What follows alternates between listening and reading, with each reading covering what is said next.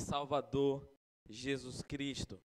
Hoje nós vamos continuar a nossa meditação no capítulo 2 do primeiro livro dos Reis.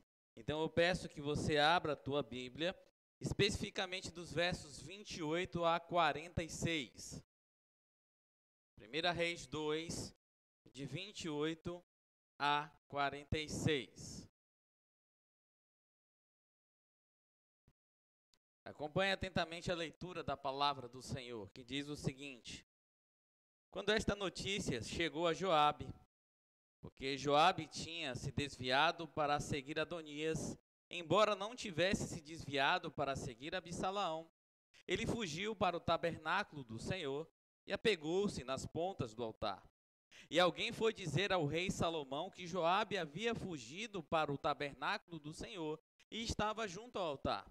Então Salomão enviou Benaía, filho de Joiada, dizendo: vá atacá-lo.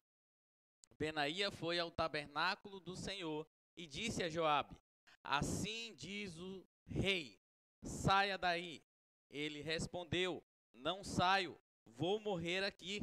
Então Benaía voltou com a resposta ao rei, dizendo: assim falou Joabe, e foi isso que ele me respondeu. E Salomão ordenou: faça o que ele disse, mate-o, sepulte-o, para que você tire de mim e da casa de meu pai a culpa do sangue que Joabe derramou sem razão. Assim, o Senhor fará recair a culpa de sangue de Joabe sobre a cabeça dele, porque atacou dois homens mais justos e melhores do que ele, e os matou à espada, sem que Davi, meu pai, o soubesse. Ele matou Abner, filho de Ner, comandante dos exércitos de Israel, e Amassá, filho de Jeter, comandante do exército de Judá. Assim, o sangue destes recairá sobre a cabeça de Joabe e sobre a cabeça da sua descendência para sempre. Mas a Davi, a sua descendência, a sua casa e ao seu trono, o Senhor dará paz para todo sempre.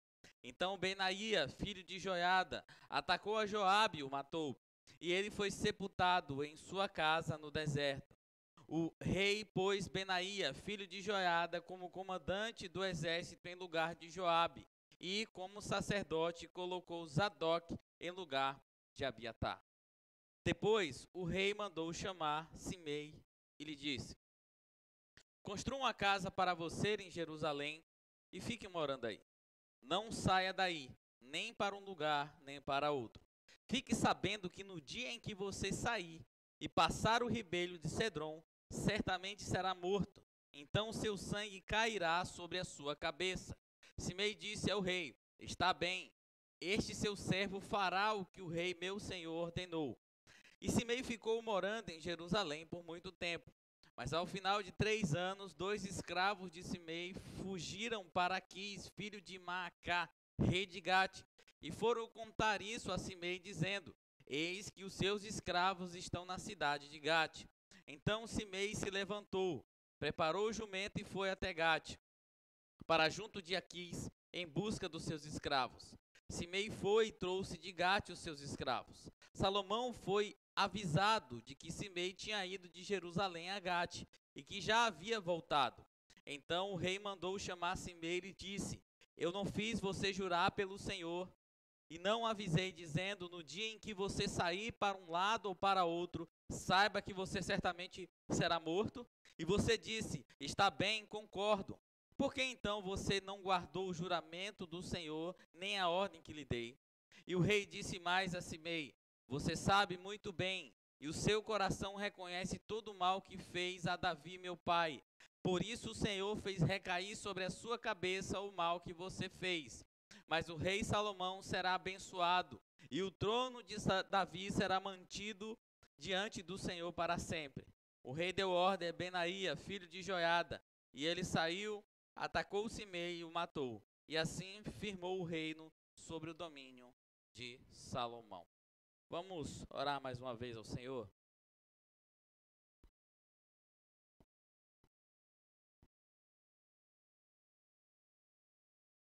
Soberano, fiel, grandioso, Engrandecemos ao Senhor o teu santo nome, porque nos dá essa oportunidade de cultuá-lo, de engrandecê-lo, de adentrarmos a tua presença, não pelos nossos méritos, mas pelos méritos de Cristo Jesus, nosso Salvador. Obrigado porque hoje nós temos livre acesso à tua presença, e não apenas isso, a cada dia do Senhor somos mais e mais alimentados pela tua palavra, pelo pão da vida, que nos faz crescer e viver a cada dia para a glória do teu santo nome, que converteu e ainda converte sempre o nosso coração das nossas mazelas e nos faz peregrinar conforme a vontade do Senhor por esse caminho rumo à vida eterna juntamente contigo. Senhor, é que por meio da tua palavra, nesta noite, sejamos mais uma vez alimentados pelo Senhor, instruídos pelo Senhor, para que cresçamos no conhecimento do Senhor e assim possamos viver mais e mais como os teus servos neste mundo, da maneira que o agrade, onde nós possamos refletir a luz do Senhor onde nós estivermos. Ajuda-nos. Em nome de Cristo Jesus nós oramos. Amém. Queridos, na semana passada vimos que a justiça exercida por Salomão contra os inimigos do reino é o assunto principal do capítulo 2. Esse assunto que se encontra mais especificamente entre os versos 12 e o verso 46. E nós vimos na semana passada dois desses inimigos do reino. Nós falamos sobre Adonias, um homem consumido pelo desejo de poder e compensação. Adonias tentou usurpar o trono de Salomão.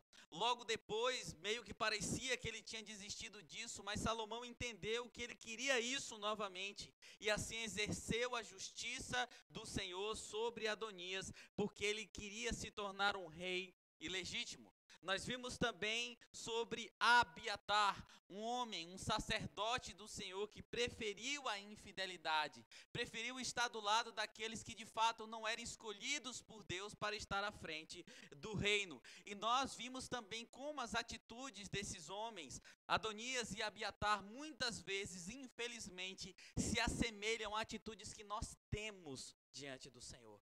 A falha que nós temos diante do Senhor, mas como de fato nós somos redimidos de todas elas. E hoje veremos os dois últimos citados no capítulo de número 2, esses inimigos que faltavam ser eliminados com justiça, que estavam contra o reino instituído por Deus. Mas também veremos como, infelizmente, as ações desses homens também se assemelham a muitas das nossas ações ruins, a muitos dos nossos pecados e falhas contra Deus, mas veremos também como Cristo nos redime de todas elas. Sendo assim, nós vamos meditar na segunda parte do tema, que é um reinado estabelecido com justiça sobre os inimigos.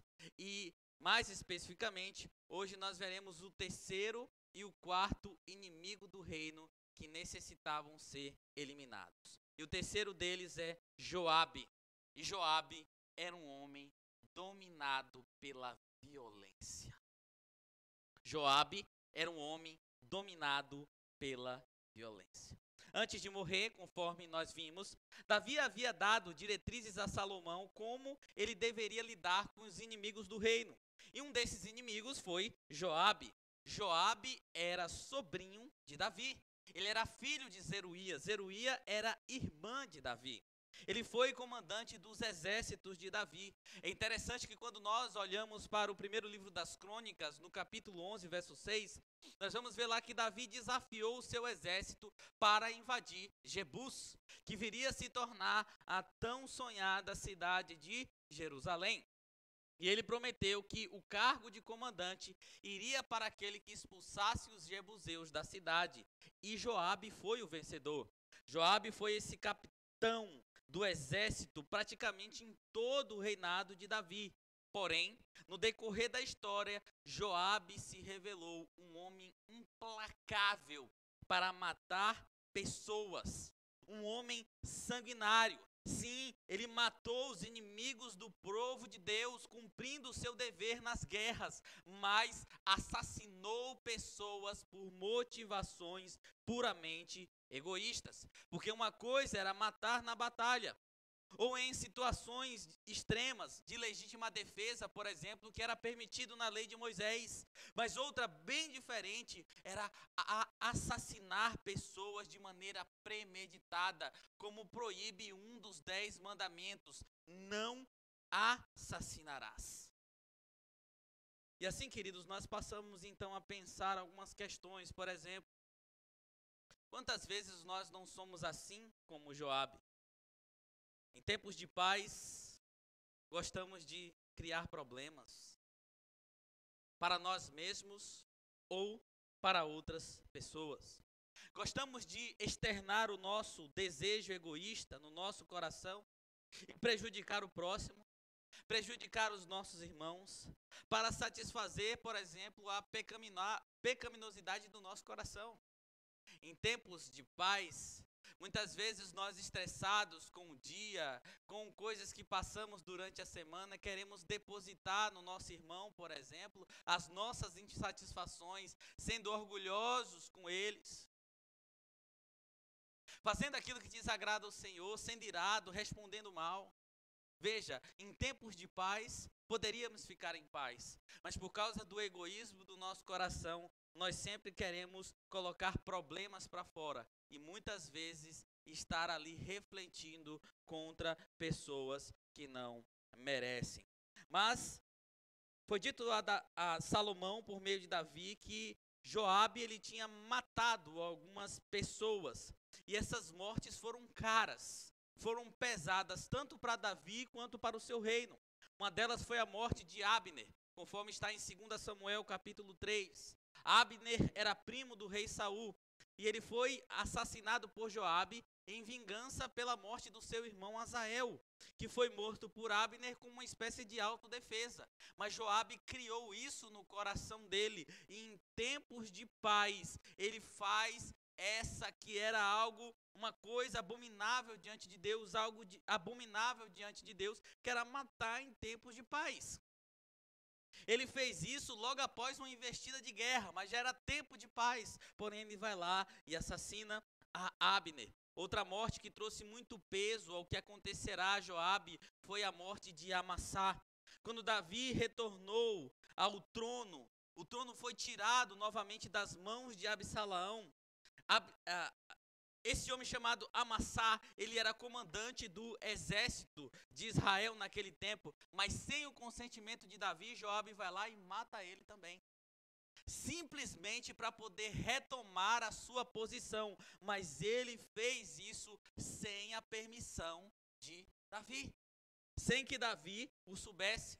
E Davi disse que ele manchou aí a cinta que trazia nos lombos e a sandália que trazia nos pés. Não há indicação clara do que Davi quis dizer com isso, mas pode indicar justamente que as mortes haviam acontecido fora de um contexto de batalha. Davi então diz a Salomão: meu filho, você não pode deixar Joabe chegar à sua velhice. Ou as suas cãs, né? Essa ideia de cãs que tem em algumas traduções da Bíblia de vocês, traz a ideia de cabelos brancos, de velhices, tá? Você não pode deixar Joabe chegar à velhice. E o texto diz que Joabe fica sabendo do que aconteceu com Adonias e Abiatar, e ele se apavora. E assim como Adonias, ele se apega às pontas do altar, ou literalmente aos chifres do altar. Queridos, não se sabe ao certo exatamente, com 100% de certeza, onde era este lugar, esses chifres.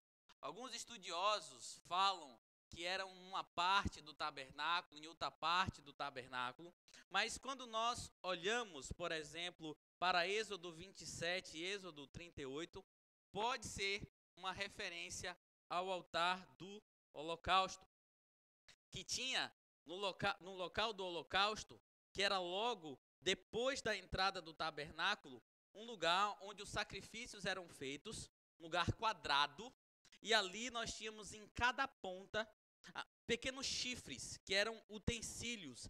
E esses chifres, é interessante o significado deles, por quê? Porque os sacerdotes, eles pegavam, molhavam o dedo com a ponta do sangue do animal que estava sendo sacrificado, ia lá e molhava cada um dos chifres. E os chifres, eles eram uma referência à ira de Deus. É como se aquele sangue fosse necessário para apaziguar a ira de Deus. Então nós temos aqui um local que indicava o caminho para a salvação dos pecadores. Então pode ser, se for exatamente neste lugar, que esses homens corriam para lá em busca de fato de misericórdia e salvação. Só que não foi suficiente para livrar Joabe. Se Salomão não tratasse Joabe com justiça, ele estaria indo contra não apenas a vontade de seu pai, mas a justiça diante de Deus. E deu a ele o castigo que ele merecia, porque senão a responsabilidade seria de Davi e do seu reino. Só então, depois da morte de Joabe, que o reino poderia estar em paz. Poderia estar livre dessa culpa de sangue. E foi justamente isso que Salomão falou para Benaia. Olha, ele está ali, seguro, na ponta do altar. O que eu faço agora? Vai lá e mata ele, para que a casa de meu pai, para que o meu reino fique livre dessa culpa. É bem possível aqui, queridos, também, que esteja se cumprindo o que está em Êxodo 21:14, que diz que se alguém viver maliciosamente contra o próximo, matando a traição, você deve tirá-lo até mesmo do meu altar, disse o Senhor, para que seja morto. Meus queridos, agora, a fim de avançar para nós, para entendermos muitas vezes como as nossas ações funcionam diante do nosso coração pecaminoso, nós podemos ver que Joabe se colocou do lado dos inimigos do rei Salomão e se voltou contra o ungido do Senhor, contra os valores do seu reino.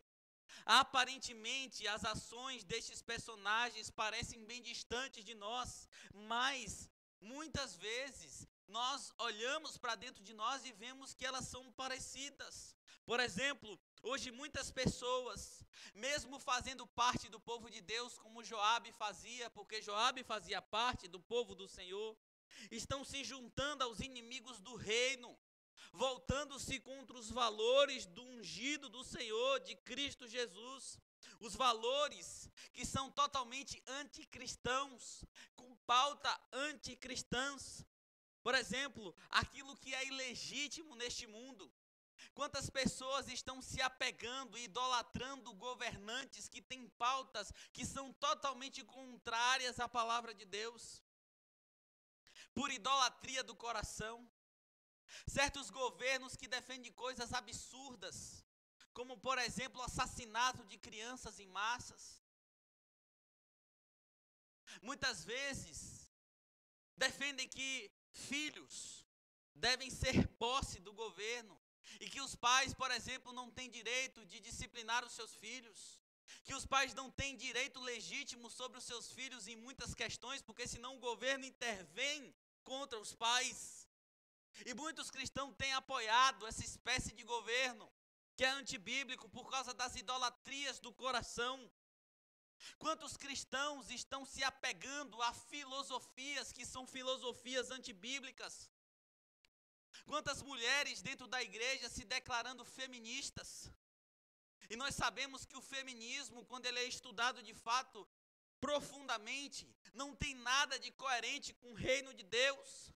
Quantos homens se afastando da responsabilidade de serem homens, como diz a palavra de Deus, de se portar como homem, de falar como homem, de agir como homem, como cabeça da casa, porque esse mundo está deturpando todas as coisas. Quantos são assim? E infelizmente muitos têm se apegado ao reino ilegítimo, aos reinos ilegítimos deste mundo e aos seus ideais, como Joabe fez. Agora, observe que o nome de Joabe foi lembrado na lista negra de Davi e de Salomão, porque ele fez uma coisa que era abominável diante do Senhor, que era a violência injusta. A violência que destrói a paz da humanidade criada pelo próprio Deus. Aí você pode pensar assim, não, mas eu não sou uma pessoa violenta, porque eu não estou envolvido em nenhuma guerra civil. Uma guerra civil entre São Paulo e Rio de Janeiro, eu não estou matando ninguém de lá. Eu não estou tirando de ninguém de lá, não estou ferindo. Ou eu não estou numa guerra estatal, como a guerra entre a Ucrânia e a Rússia, matando pessoas. Mas, queridos, lembrem-se de uma coisa. Não é necessário isso para nos mostrarmos pessoas violentas e injustas. Quantos agridem os seus cônjuges com violência no coração? Quantos usam palavras de ódio? Quantas pessoas respondem com ira no coração? São pessoas que não têm um pingo de paciência. Tudo é ira, tudo é resposta, tudo é violência. Quantas pessoas têm pensamentos assassinos? Pastor, mas eu não penso matando ninguém. Eu não me imagino tirando a vida de ninguém. Ah, é?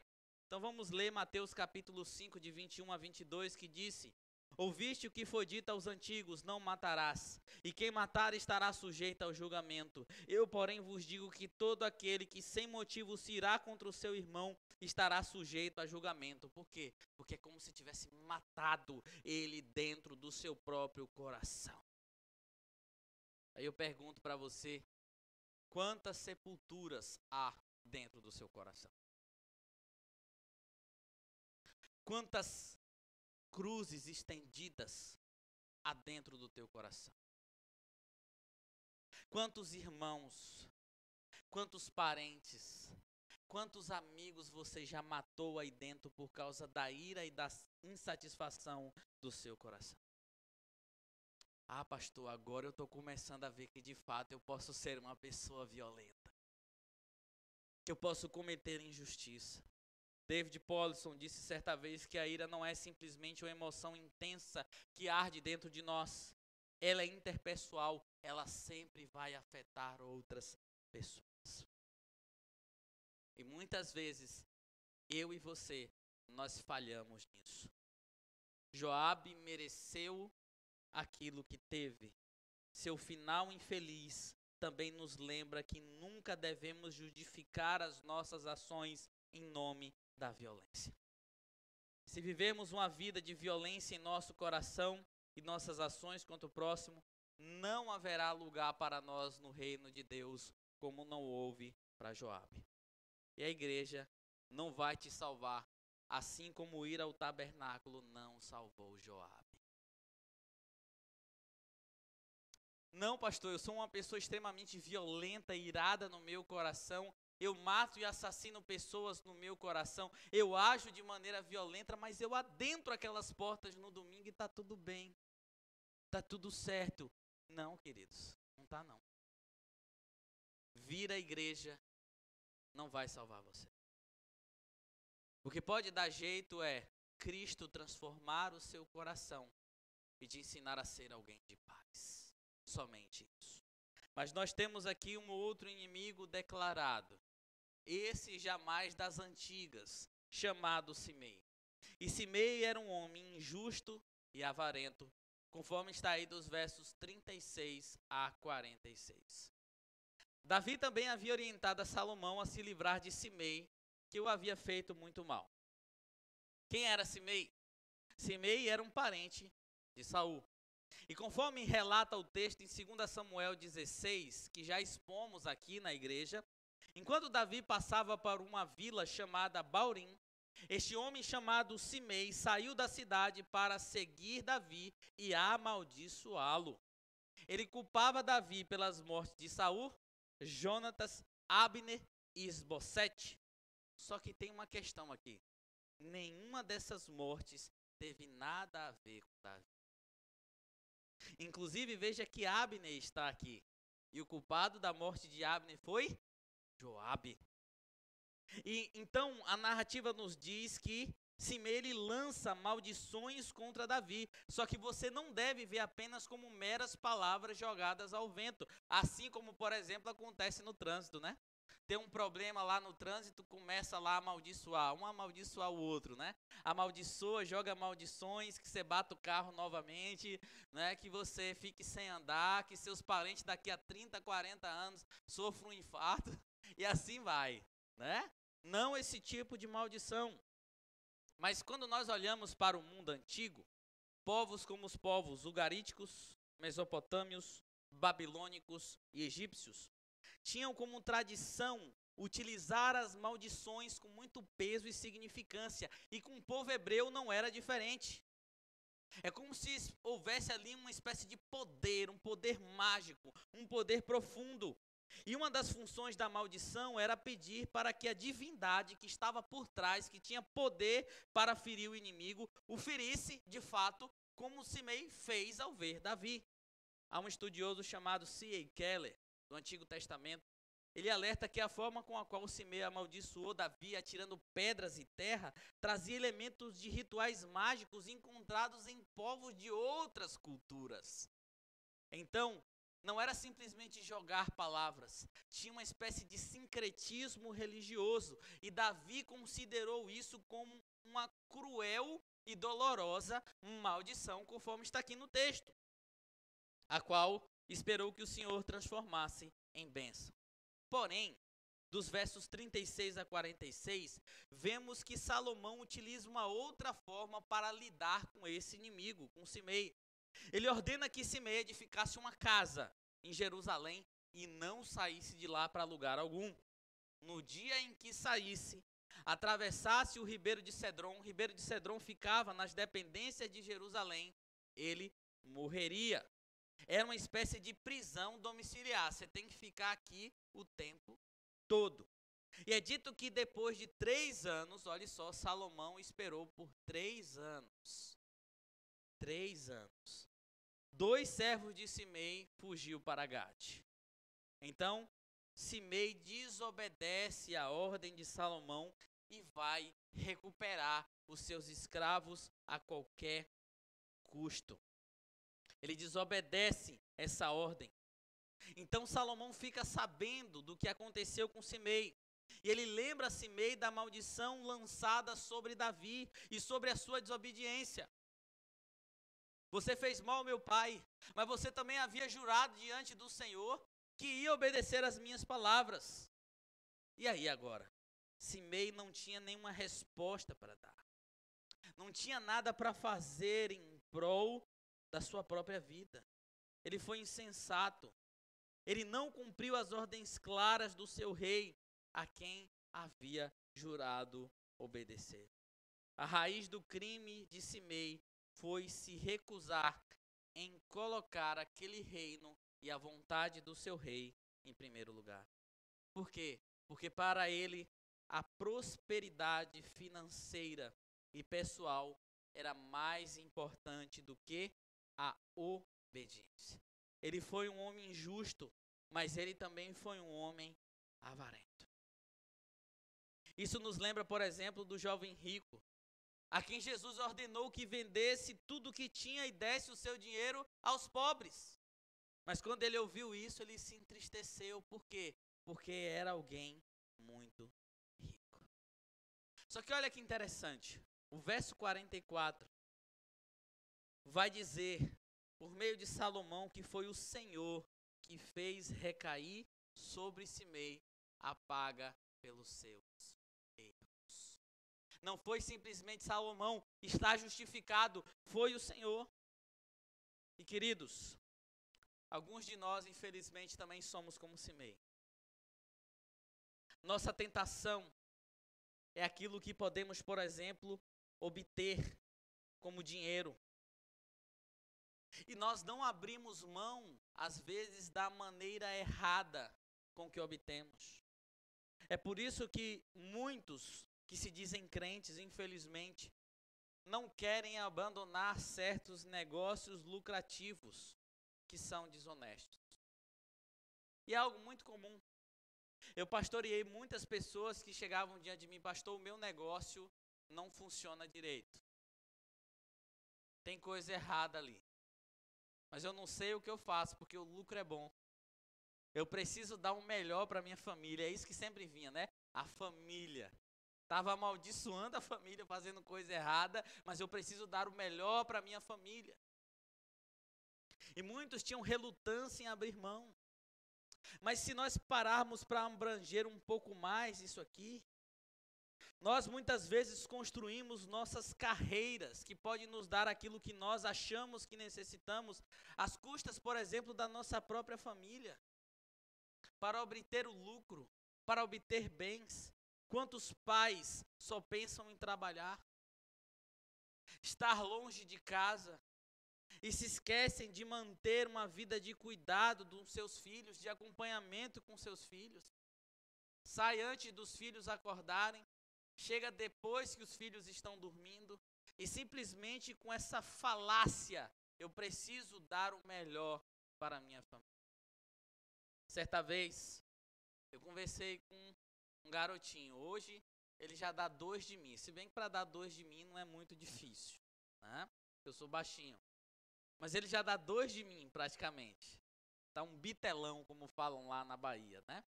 E quando ele era bem pequenininho, ele tinha em seus 8 para 9 anos, eu vi ele triste. E eu perguntei a ele, por que você está triste? Você tem tudo. Olha só a sua motinha elétrica, olha a casa que você mora, olha o que você está comendo, olha os brinquedos que você tem. Ele virou para mim pequeno e disse o seguinte, mas o que eu queria eu não tenho, que é um pai. Aquilo me cortou o coração. Porque de fato o pai dele saía e voltava, ele praticamente não via, não tinha convivência. Achar que dar as coisas era simplesmente criar e estava tudo certo. E quantos não sacrificam a família, a vida conjugal, a fim de bens? Ou muitas vezes nós somos mesquinhos com Deus, sendo avarentos em relação àquilo que nós podemos dar para a casa do Senhor. Veja, irmãos, principalmente aqueles que estão nos visitando, estão se achegando a nós por agora. Raramente você vai nos ver falando sobre dinheiro e sobre dízimos e ofertas. Por quê? Porque nós entendemos que aqueles que são membros dessa igreja sabem dos seus deveres. Portanto, não precisa a gente estar falando. Se fosse um elemento de culto, ainda assim estaria correto, biblicamente. Mas nós não precisamos, porque entendemos que cada um tem a sua responsabilidade diante de Deus. Mas quantos são avarentos em relação a cuidar da igreja do Senhor? E veja, não é fazer como muitos tolos fazem fora, né? Pega e rasta um monte de dinheiro e dá para o pastor. Se vir me dar, eu devolvo. Não é como muitos fazem, por exemplo, que querem agradar outros irmãos simplesmente por conveniência. E acha que isso é dar para casa. Deus mandou lhe dar, né? Com falsas ideias. Não. Mas é cumprir o dever que cada um tem. De sustentar a casa do Senhor. E às vezes nem isso. Ou olharam a necessidade, o que é que a igreja está precisando? O que é que eu preciso dar para a igreja? Como eu posso cuidar da igreja nessa área? Mas mesmo assim o coração está tão preso ao eu, a mesquinhez, a avareza. Esse homem, Simei, já tinha vida, já estava morando em Jerusalém. Mas ele decidiu colocar a própria vida em risco para ir buscar 2 escravos que tinham fugido. Quantas vezes nós não somos assim mesquinhos e avarentos? Ah, queridos, lembrem-se, cada um dos homens que Salomão executou tinha o determinado desejo de viver a própria vontade e não abrir mão delas para ser obediente ao reino estabelecido pelo Senhor. Adonias era um homem que buscava poder. Joabe foi um homem vingativo e sanguinário. E Simei não abriu mão de coisas que poderia ter abrido. Queridos, lembre-se de que Salomão, ele era o rei ungido vindo da parte do Senhor para estabelecer o reino do trono de Davi. Um estudioso chamado Richard Pratt afirma que, em decorrência da morte desses inimigos relatados aqui, aqueles que no futuro leriam o que aconteceu, exilados ou pós-exilados, sobre esses feitos de Salomão, eles deveriam ter alta consideração aos descendentes de Salomão, que tinham direito ao trono, pois esses poderiam conduzi-los à terra prometida. E nós sabemos sim que outros descendentes de Salomão não foram perfeitos em cumprir aquilo que deveriam, mas Cristo, o descendente legítimo do trono de Davi e de Salomão, ele sim traz o povo de volta ao Senhor. A terra prometida simbolizava o lugar onde Deus cuidava do seu povo, onde o Senhor estava, a terra de leite e mel, mas era o lugar da presença do Senhor, e Cristo ele faz isso perfeitamente, ele faz o povo retornar. Se você olhar a genealogia de Cristo em Mateus, você vai ver que Salomão está lá, mesmo sendo fruto de uma união que começou errada, entre Davi e Batseba, mas o que é isso? Graça. Misericórdia do Senhor. E vale ressaltar que Cristo, como esse descendente, ele venceu todos os inimigos do reino, e somente ele pode conduzir aqueles que são povo de Deus para perto do próprio Deus. Jesus estabeleceu o seu trono, eliminando todos os inimigos do homem. Seus inimigos eram mais fortes do que todos esses aqui: o pecado, a morte, o diabo. Jesus derrotou todos eles, e derrotou esses inimigos quando sofreu o castigo moral que merecíamos por causa dos nossos pecados, que se assemelham aos desses inimigos que nós vimos aqui, para que não morrêssemos, mas vivêssemos juntamente com ele. Queridos, agora observem outra coisa interessante: tudo que esses personagens representam mal, Jesus representa bem. Por quê? Porque Adonias, ele era um usurpador do trono, a fim de poder, mas Jesus era o legítimo sucessor ao trono, e ele tinha todo o poder, toda a honra e toda a glória. Lembre-se de que Abiatar, ele era um sacerdote infiel, mas Jesus foi um sacerdote fiel, segundo a ordem de Melquisedeque. Jesus Cristo foi um sacerdote fiel. Abner era alguém afeito pela violência, mas Jesus Cristo era um homem que trouxe a paz. E ao invés de matar para estabelecer o reino, ele veio morrer para estabelecer esse reino. Ele veio dar a própria vida por esse reino.